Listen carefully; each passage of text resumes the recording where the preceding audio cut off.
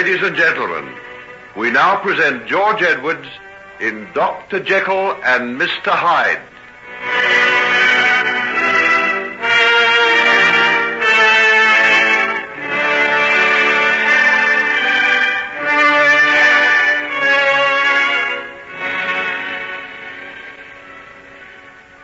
Well now, nurse, that seems to be the lot for today. Oh, how's that kettle of yours? Just about boiling. Would you like some tea? Very much. I'll have a word to Dr. Lanyon and then I'll be along. You'll find him in the dispensary talking to Nancy. Oh, good Lord, not again. What do I pay that young woman for if she does nothing but lure my assistant away from his work? I wish they'd hurry up and get it over. Well, judging by what I saw through the glass door last night, he isn't wasting any time. Neither is she, if you ask me. Well, I imagine we'll be giving them our blessing very soon. I'll be sorry when she goes. She's a first-rate chemist. She was talking about doing some research. Perhaps she could work with you. Not with me. I've given up all that now. Oh, surely not. Oh, that seems wrong.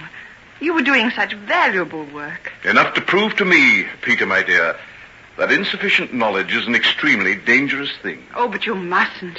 What about your work on anesthetics and the possibility of nerve blocks? How did you know about that? I'm an ardent reader of the Lancet, don't forget. And you just forget all you ever read about me. It's over and done with. And if you could look into my laboratory, you'd find the whole place covered with dust. I never thought you'd give up. Give up? Is that what you call it? Isn't it that? Why do you think so? You had a bad breakdown from overwork, but that doesn't mean you should give it up altogether. Nurse Peters, do I take it that you're daring to criticize the conduct of your medical superior? Where's your knowledge of professional etiquette? My professional etiquette isn't strong enough to stand the thought of you becoming a back number. Woman, go and boil your kettle and leave these matters to your betters. You can make a joke of it, but I think you ought to be ashamed of yourself, Henry Jekyll. Ah, bless you, Peter. You're the first person who scolded me like that since Mother died. I didn't know how much I'd missed it. If it's a mother you're in need of... Oh, don't think that you'd be any good as a candidate. You're far too young and pretty when you blush like that. Oh, please don't. I mean it. Go and see Dr. Lanyon.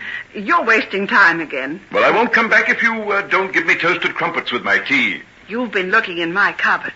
Oh, no, I haven't. I've got second sight. Well, then perhaps you can tell me what I'm going to give you to put on them. Of course I can. Strawberry jam. Wrong. It's honey Mother sent me up from Devonshire, and clotted cream. Devonshire?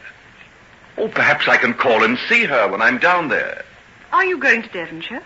Yes. There's someone down there I particularly want to see. Will you be going soon? Oh, as soon as I can fix things up to get away. It's one of the things I want to see Dr. Lanyon about. So I'd better make sure of catching him before he goes.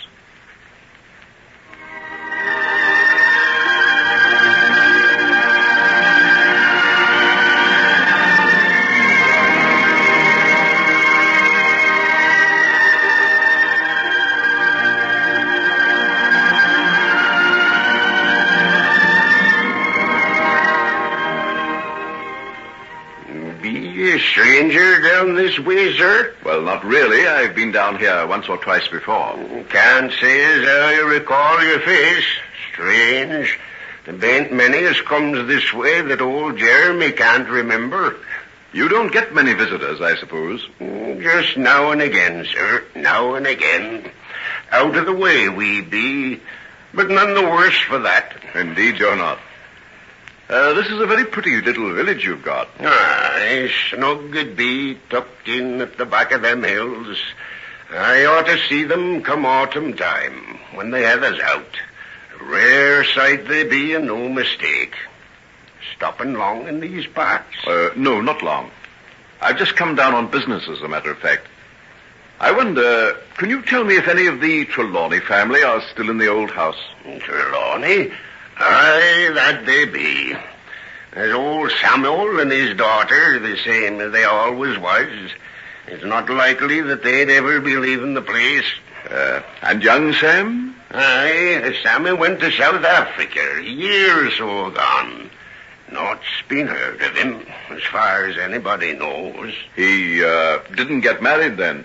with the coals, lass.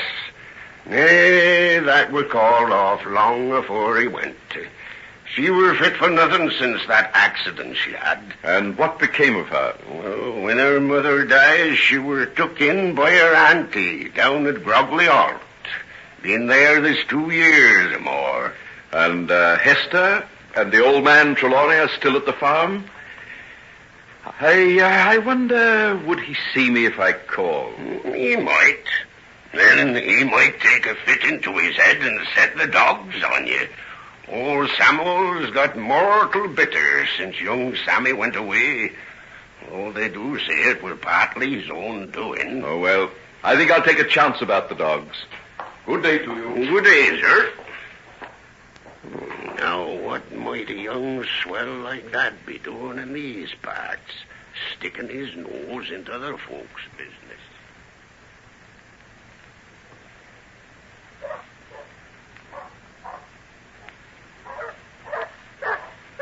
Badger, Rufus, Barney, come here. Stop that barking. Lie down. Be quiet, will you? Good afternoon. Be you wanting to see someone? You're Miss Trelawney, aren't you? Yes, that's right. Well, I've come up from London. I was wondering, could I see your father? Father doesn't see many strangers. What was it about? Well, I've been asked to come and see him on behalf of a man named Edward Hyde. Edward Hyde. Yes. You'd best not mention that name in this house. I think if your father would listen to me, I might be able to do something that would make your memory less bitter. Esther, who's there? A gentleman's come up from London, Father. He wants to see you. What about? I think you'd best be coming inside. Father's not left his chair these 2 years now. If you'll just step this way and mind your head on the lintel. The doors are made low in these parts. Thank you. Oh, Jekyll is my name.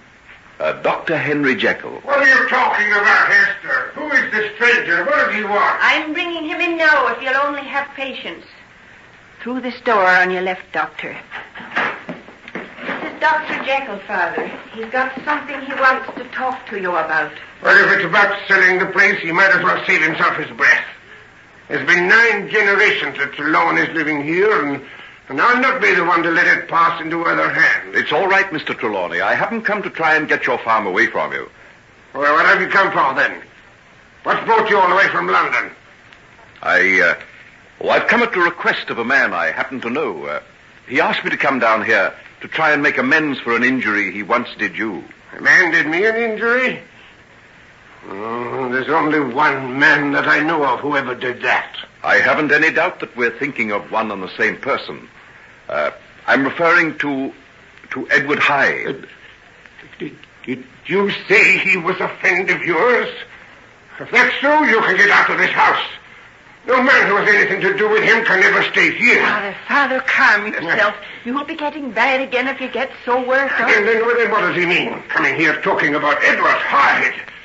Has he come to torment us and remind us of things best forgotten? Oh, no, I've come to try and make amends. How could you do that? Can you bring back my son to me and wipe out the disgrace of that fine girl? Well, I came to see you. You see, I can't undo the past, but there may be some means of making the future a little better. Who are you?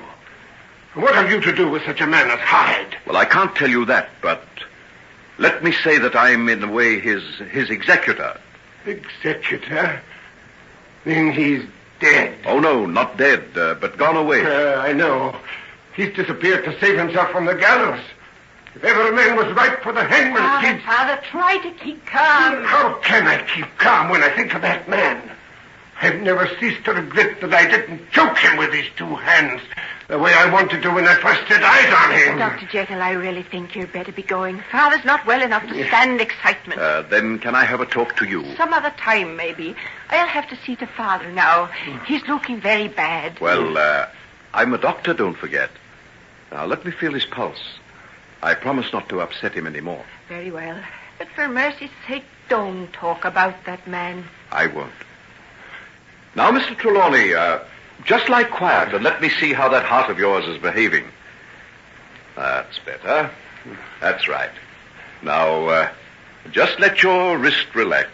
Well, I'll be all right soon. Of course you will. Of course you will.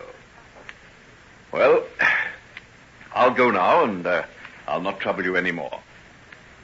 You'll be all right, I think. The heart is rapid, but it's beating quite evenly. Will you come out here? I want to speak to you. Why, certainly.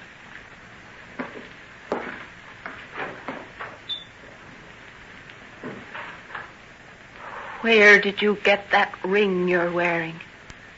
Why do you ask? It's the same that he had on his hand. He? You mean Hyde? Yes.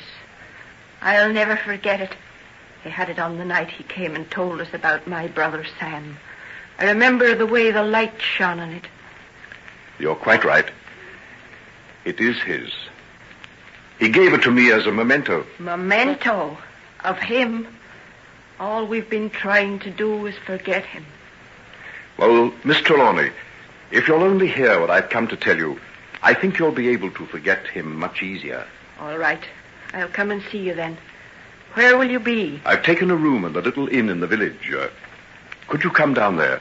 I'll come down later on after Father's gone to sleep. Very well. I'll wait there for you. Call me if you get worried about Mr. Trelawney. I'm awfully sorry to have upset him like that. You weren't to know. But the mere mention of that man's name is enough to make him bad for days. I think I do know. Everything. Hyde never told you the whole truth of it. He had no secrets from me. Then no wonder your hair's gone white and you still a young man. The things that man must have carried in his heart would be enough to haunt you for the rest of your days. They do. That's why I've come down here. To try and lay a ghost. Will you help me? All right. I'll come down this evening after it's got dark. I'll wait for you. In the parlor of the little inn.